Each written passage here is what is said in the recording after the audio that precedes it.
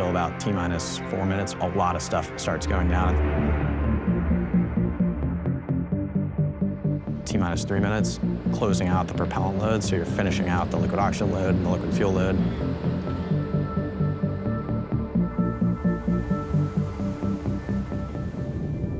T-minus 40 seconds, we stop interacting with the pad.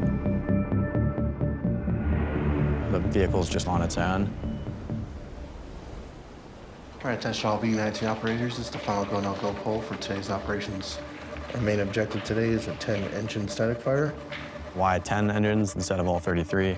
This is the first V3 booster down at the pad right now, so there's a lot of stuff that can go wrong. And if we do have a bad day, it limits the scope of the issues that we can have. This will be the highest chamber pressure we've ever seen on a vehicle at SpaceX, so definitely going to be a pretty spicy test today. And then you're counting down from T-minus 40. T-minus 4 on is when my heart rate really starts to tick up. And then we light the engines.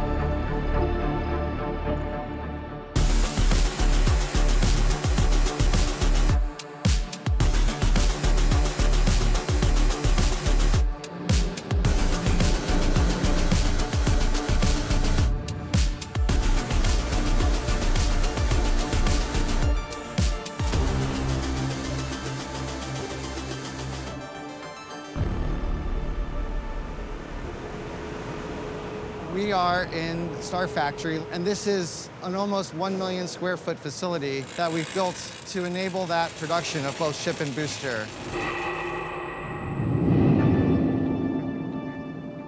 Starship is a fully reusable rocket. It's 2 stages, so it has a ship, which is the upper stage, and a booster below it. The booster accelerates the ship to get it going towards orbit. The ship is what actually goes into orbit to take the people or the payload to wherever they're going.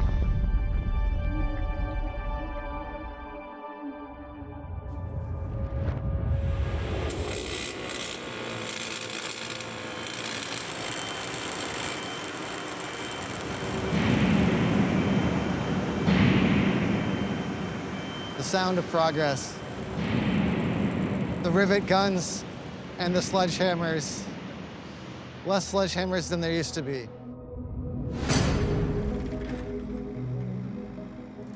The story of Starship starts with the founding of SpaceX. 3, 2, 1.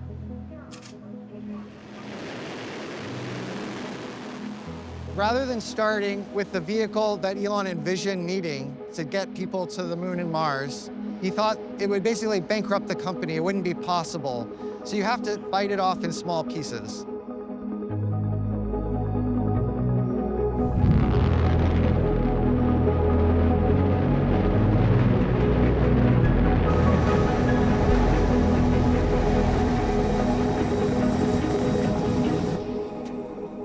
And so those pieces, which at the time did not seem small at all, were Falcon 1, Falcon 9,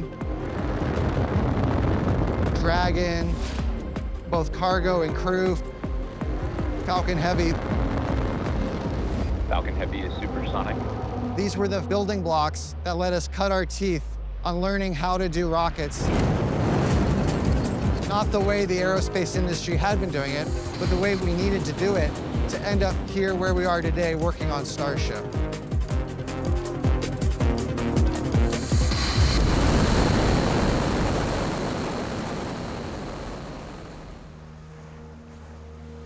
Version 3 is what I like to call the foundational design of Starship booster in the pad. That's going to give us the new capabilities we need to do the missions in front of us. It'll be the one that puts humans back on the moon. It'll be the ones that put the first boot prints and then city on Mars.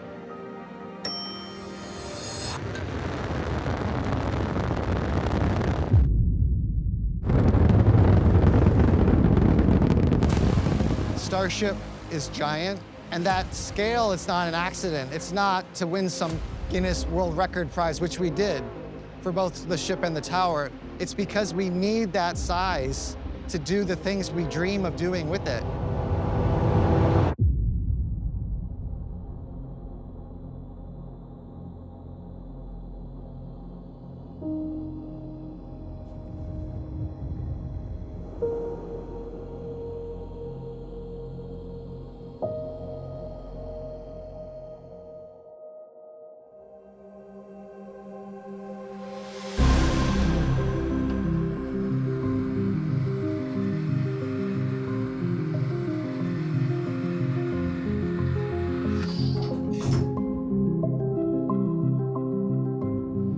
Ship 39 is the first V3 rocket. This rocket is unlike anything anybody's ever done before. Version 3 is basically a clean sheet design of the ship. We essentially took a bunch of lessons from version 1 and version 2, and we took a step back and said, what were the things that were really problematic, either from a performance perspective or from a reliability perspective on the previous rockets? And then we directly addressed those with a variety of new designs. It can go up to orbit, it can stay on orbit for 48 hours, it can meet up with other ships, and it can do propellant transfers, which is really the core technology that you need to unlock Starship. Once you unlock that capability, the whole solar system is on your doorstep. And right now what we're doing is we're actually going through checkouts, so we're actually kind of bringing the rocket to life.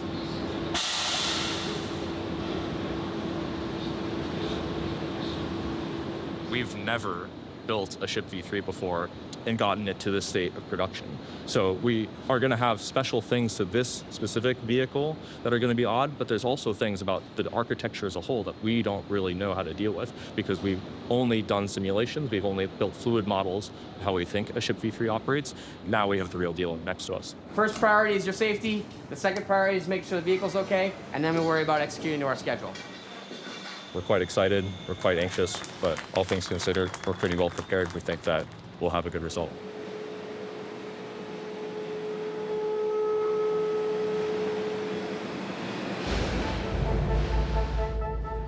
We intentionally started Starship with the ship portion because it was so novel. We have done a reusable booster before with Falcon 9, and so it's at least a little bit better tread ground. I will say, I think the booster turned out to be a lot harder than we gave it credit for.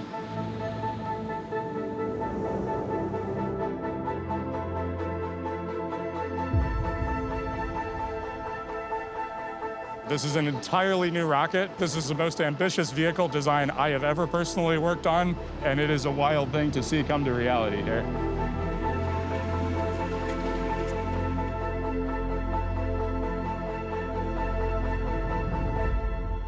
The version 1 flight test campaign really exemplifies the rapid integrated test style that we do in SpaceX engineering.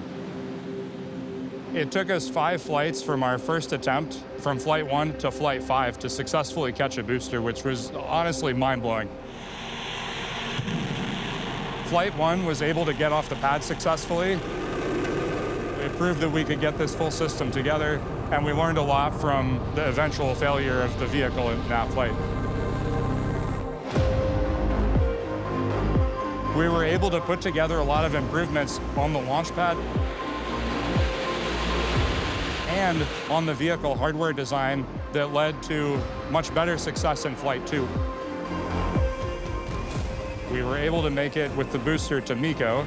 We were able to separate the ship, and we were able to begin boosting back towards the launch site. So we hit the next big milestone in the flight test campaign. On Flight 3, we were able to get all the way through our boost back burn. On Flight 4, we were able to do a successful water landing demonstration. And on Flight 5,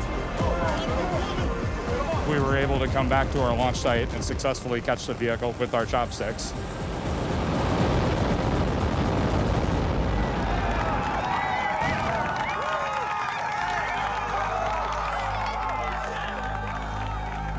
to be able to go fly that and have complete mission success at that point of we got the payload to orbit and we landed that rocket was incredible. I'm getting goosebumps talking about it now.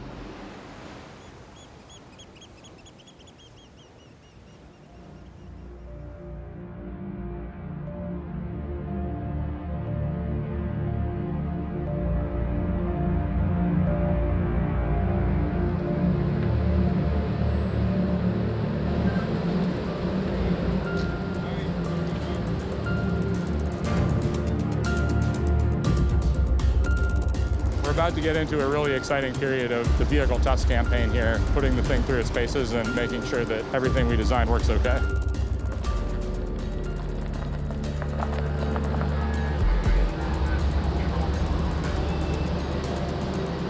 Want to stop about right here?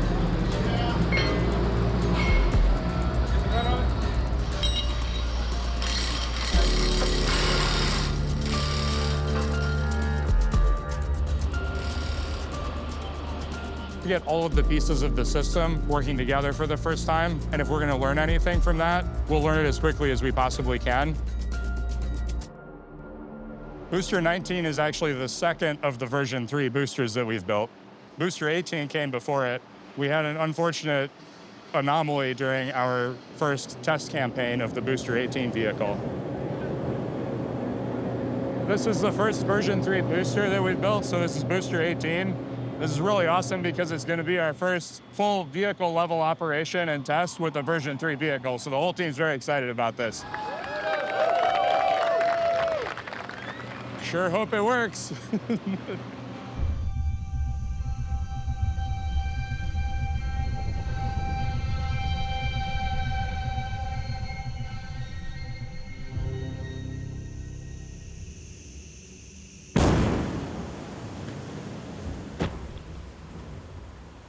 When we were pressing the nitrogen system, we had an explosion that took out the rocket, and thankfully we had designed that test to be safe. If something like that happened, we did not have propellants or reactive things on the vehicle, and so the test site incurred very little damage, and of course nobody was hurt in the incident.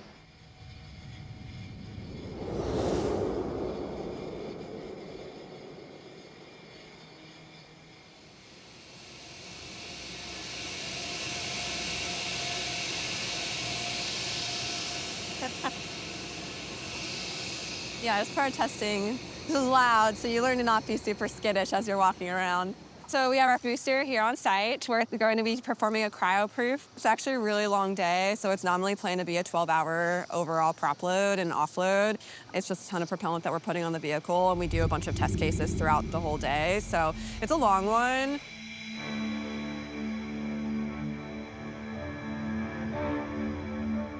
Taking booster SM to cryo high fill proof. Cryo-proof is the first time you actually put propellant onto the vehicle. The liquid propellant that we're putting on, it does get pretty cold, generally in the 80 Kelvin range. We want to test like you fly and fly like you test. No on 70% proof percentage. Stay firm.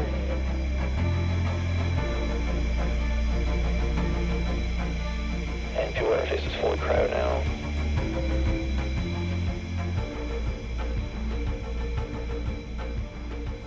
There is definitely nothing like a late night with your team in the control room. It's one of those milestones where you're like, wow, if I can load a rocket, this is amazing.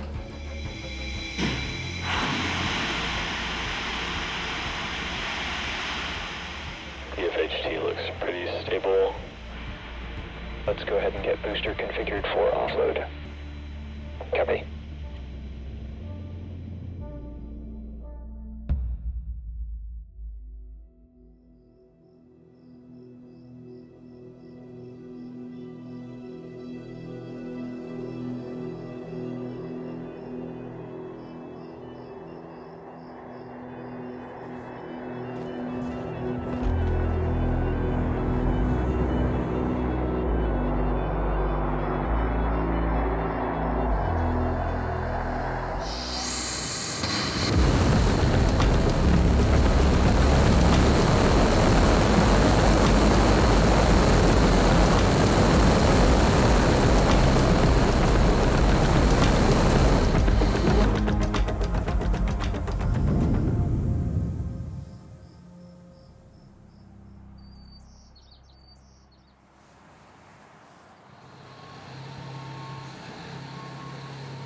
This is a Raptor V3 is a high-performance boost engine. It's also designed to be reusable and highly reliable. We've learned a lot over the course of producing around 600 V2 engines. You can see the amount of simplification that's occurred between V2 and V3.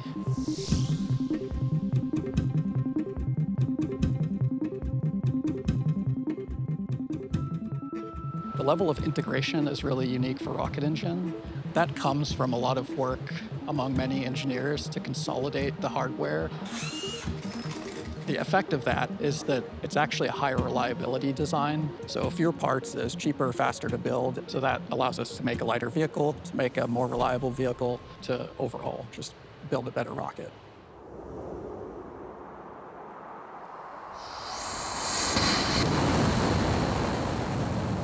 Achieving full reusability of an engine like this is really something that people haven't done before. The goal is to get the engine to behave in a similar way to the engines on commercial airplanes. Frequently in interactions with people outside of SpaceX, the perception is that things far beyond what have ever been done before are impossible. Things being impossible is really to be determined by breaking laws of physics. We are not breaking laws of physics, we're just trying to leverage them as effectively as we can.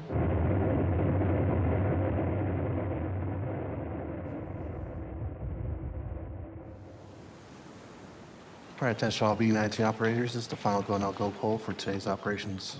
Our main objective today is a 10-engine static fire. Static fire is the culmination of the engineering process. We are bringing all of the pieces of the puzzle together, and we are lighting the engines. And if you make it through that, you have pretty good confidence that you're in a good position to go fly. Abort. On LVN1, looks like we kicked out due to 2 combustors from the apex bank being pelted. Looks like we have to engine time of 2.135 seconds. We successfully lit all 10 engines. They were ramping up to power. Everything was looking good, stage and engines combined. However, there was a pad side abort called. So what that means is some sort of sensor tripped, and from there we command a fast shutdown.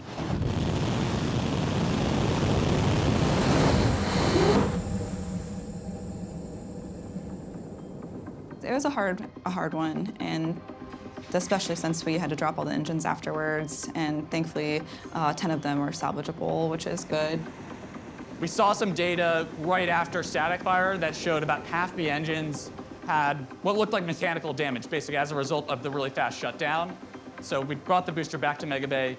We then decided to remove all 10 engines from the booster so that we could troubleshoot and understand what's going on those 10 while still making progress on B-19 by backfilling engines from B-20.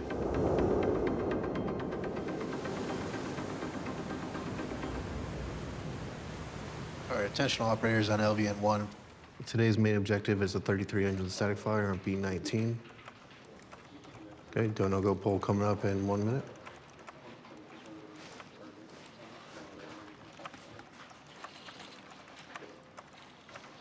So we're doing our static fire today with all 33 engines. This is the final go no go poll for today's operations. Flight software. Go. AY. Go. Raptor. Go. Stage. Go. CE. Go. GC2. Go. GC1. Go. FC1. Go.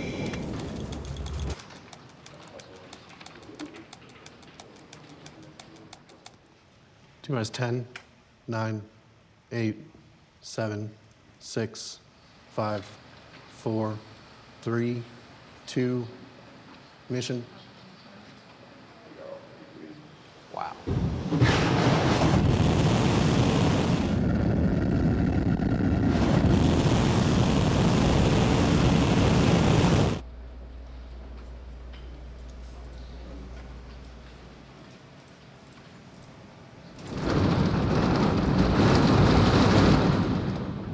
We kicked out early. All teams triage alerts, prepare for offload.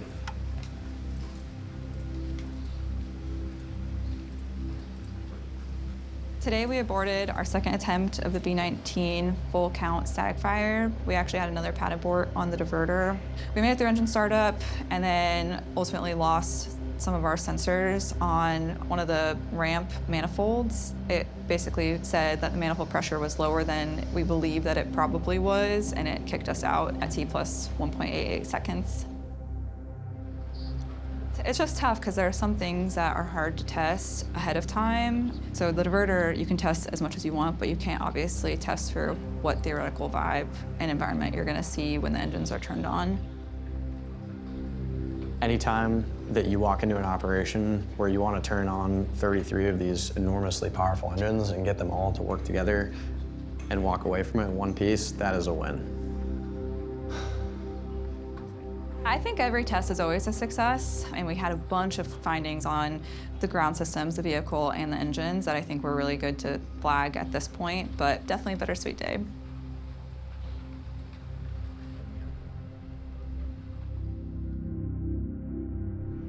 We have this saying called "only the paranoid survive." The idea behind it is that there's an enormous amount of information and data that's coming to you, and if you can use that wisely, you can usually use that to figure out where things are going to go wrong in the future. And almost every time that we fail something or have something go awry, there were clues in previous data and previous operations that if you had known what to look for and had been good enough and paranoid enough to do so, could have found it there.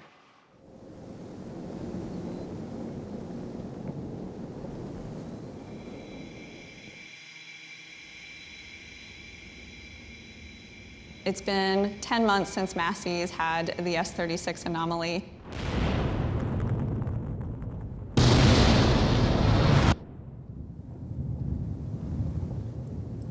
Ship 36 was a tough one. We had a CPV explode, and it not only took out the rocket, but it took out a lot of the test site infrastructure over at Massey's. How do we go make sure if we have an anomaly again, the pad can take a beating and still survive? Losing a rocket is one thing. We've got a production line for rockets, and we can go make more. Losing the physical infrastructure of the launch pad or the test site is very difficult because you need to go repair that over a period of many months before you can get back into testing.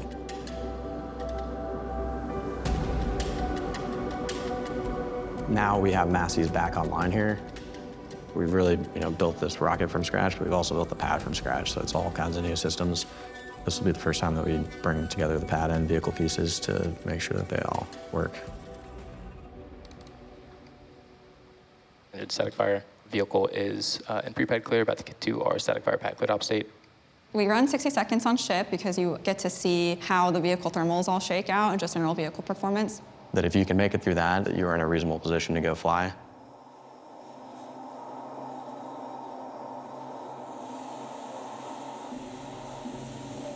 Start up.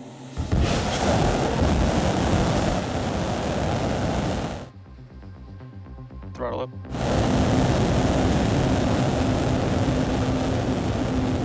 Plus 10. The journey of SpaceX is a journey to give humans access to the solar system and beyond, which is really the goal for Starship. Plus 20. The impact that this rocket is going to have on the world, I don't think most people can really comprehend the change it's going to have. Plus 30. This is such a wild ride. The highs are high, the lows are low, as we really work to get to ultimately launching people, which is going to be amazing. Plus 40. It is not impossible just because it's far beyond what has been done before. We've proved that time and time again. Plus 50.